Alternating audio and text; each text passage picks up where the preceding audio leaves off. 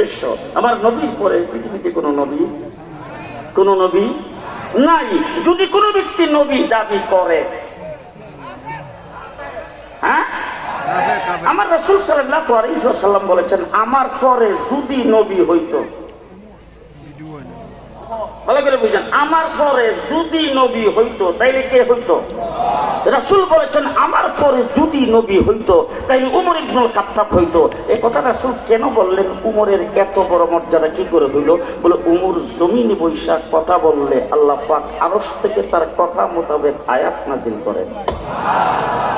মুহাম্মদুর রাসূলুল্লাহ সাল্লাল্লাহু আলাইহি ওয়াসাল্লামের বিবি, আমাদের মা উম্মাহাতুল মুমিনিন আম্মাজান আয়েশা সিদ্দিকা রাদিয়াল্লাহু তাআলা আনহা সম্পর্কে মুনাফিকরা যখন তুহমত উঠাইছে, হযরত ওমর ইবনে খাত্তাব রাদিয়াল্লাহু তাআলা আনহু আল্লাহর নবীকে জিজ্ঞেস করেছেন, ও আল্লাহর হাবিব, আয়েশার সঙ্গে আপনার যে বিবাহ হয়েছে, বিবাহটার ওকালতি কি আমি করছি?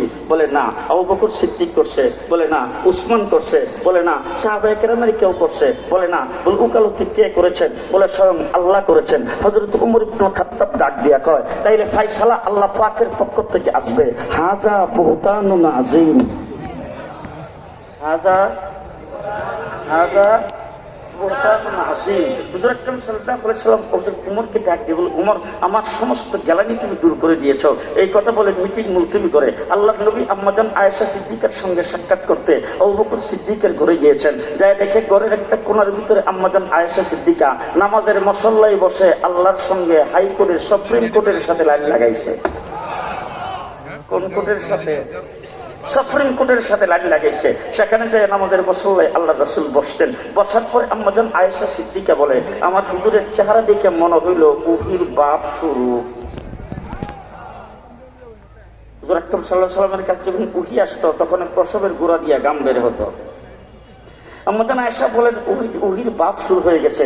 রাসূল সাল্লাল্লাহু আলাইহি ওয়াসাল্লাম রুমাল দিয়ে মুখটাকে ঢেকে নিলেন। এমন সময় আম্মাজান আয়েশা সিদ্দিকা বসা আছেন। আল্লাহ রাব্বুল আলামিন জিবরাইল আমিনকে ডাক দিয়ে বলে, জিবরাইল, তাড়াতাড়ি আমার হাবিবের কাছে যাও। জিবরাইল আল্লাহকে ডাক দিয়ে বলেছেন, আল্লাহ কি দিবেন? কোরআনের আয়াত, ইসলামের কি হুকুম আহকাম দিবেন, শরীয়তের কি হুকুম দিবেন, সেটা দেন নিয়ে যায়। আল্লাহ পাক ডাক দিয়ে বলেন, আজকে কোনো আয়াত দেব না। হযরত উমর যেই কথা বলছেন, হাযা বুহতানুন আযীম, এইটা কি আয়াত বানায়া নাযিল করো, প্রথমে সুবহানাক লাগায়া দাও। এত জোরে সুবহানাল্লাহ বলে আগেই না বলছি মানুষ শুনবো? তাই না? মানে তাকে দেখবেন কেউ যদি মুখ বন্ধ করে রাখে, কথা না বলে, মনে করবেন যে হে ওই দলের লোক। কথা কি বুঝাইতে পারতেছি? কথা বুঝাইতে পারতেছি? আল্লাহ বলেন খালি সুবহানাক এই শব্দটা প্রথমে লাগে।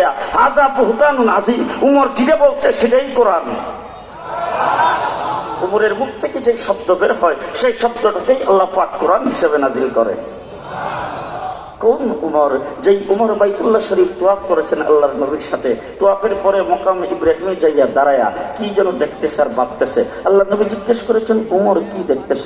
বলে, হুজুর এই জায়গাটার নাম মকাম ইব্রাহিম। বলে, হ্যাঁ। বলে, হুজুর খুব ফজিলতপূর্ণ জায়গা। আমাদের বাবা ইব্রাহিম আলাইহিস সালাম এখানে দাঁড়াইয়া বাইতুল্লাহ শরীফ তৈরি করেছেন। এখানে তার পায়ের দাগ আছে। হুজুর আমার মনে চাইতেছে এইখানে 2 রাকাত নামাজ পড়তে। কে বলছেন?